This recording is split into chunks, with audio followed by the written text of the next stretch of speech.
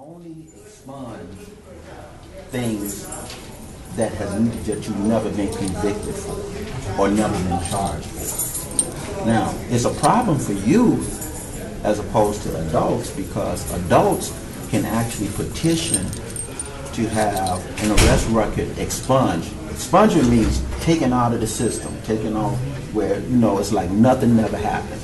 All right? Adults can petition at any time, right? Which is a basic human right. If you've never been charged, you've never been convicted, why should this thing come up for people to be able to see it, and it might be able to, hinder me from having opportunities later on, where you don't have that same opportunity. You have to wait until they're 18 years old before they can actually petition to have an arrest record expunged. Now, you say, why is that a problem? Let me explain why that's a problem. That becomes a problem for youth because when they get ready to go and apply for college, and these arrest records can be seen, it will hinder them from being able to get grants, being able to go to the school of their choice.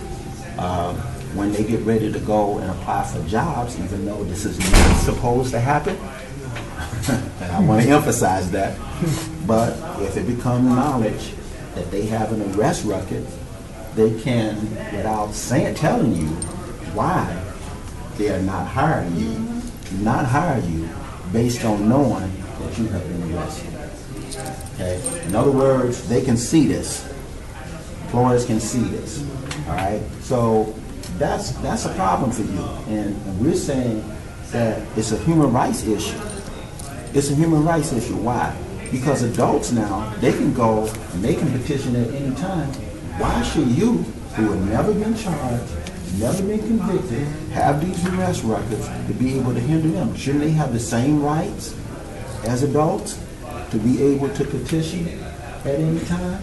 And so we put together a bill, Senate Bill 2777, that was sponsored by Senator Raoul, where youth would have the same rights as adults to be able to go and petition at any time. Okay, and just like adults, they should be able to go and petition for multiple offenses on one petition at one time. We was able to negotiate with the state's attorney's office that they can eliminate up to 3 offenses at one time on any given petition. All right, so it would allow them to be able to eliminate this off their record, and also it would benefit them because it would allow them to be able to apply for grants when they get ready to go to college, not be discriminated against, apply for jobs, because youth want a level playing field. And let's face it, when we look at arrests, where are the vast majority of arrests happening? In neighborhoods of color. Okay, so this is a barrier. This is a barrier for us that we feel that we need to level the playing field for young people out there that are really productive citizens, but really have no reason to experience what they are experiencing. So, if you look at your sheet, everybody, we said, it's a purple sheet, light purple. Okay. What is our message? Our message is simple. Our message is that you should have the same rights as adults to petition for expungement hearing and go before a judge at any time. Number 2, that this is an important thing for them at the crucial years when they turn 17, 18 years old, the time when they get ready to go to college or when they get ready to apply for jobs, okay, when they're out of school, to not have this hinder them, okay? And I do want to say that at one point we was trying to get automatic expungement for you, but they wouldn't go for it. But this particular bill would not be automatic expungement. What this particular bill is it would give you the opportunity to plead their case in court, all right? And then the judge would have the discretion of whether or not that expungement is being in the best interest of the youth as well as the community. So we felt it was a good bill.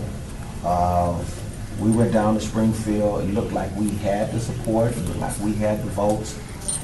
One particular Republican chief co-sponsor, and just so you'll know how that works, down in Springfield, everybody, down in Springfield, sometimes, usually a bill is in what they call committee first. And when it's in committee, that means it hasn't gone to the floor for a vote. It's only in committee for a vote, okay? If it never gets out of committee, then it's a dead bill, okay? So we had to work, so the first thing that those of us that advocate down in Springfield have to do is we have to work with those that are in committee to try to get a bill out of committee so it can get to the floor so that we can get it passed, all right? And what actually happened was this Republican who was a chief co-sponsor, usually a chief co-sponsor is somebody saying, I'm for this all the way. Well, it seems as though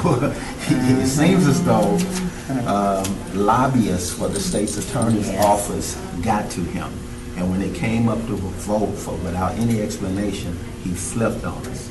Wow. Okay, and I have it down there who our targets were. We had all of these senators down there whose names that you see.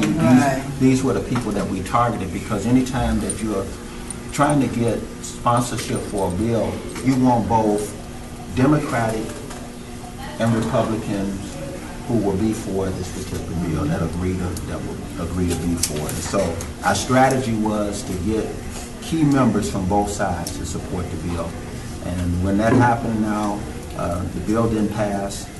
We're looking to circle our wagons again and take the bill down to Springfield, because we believe that this is something important for young people. And I just want to ask the question, what do you all think?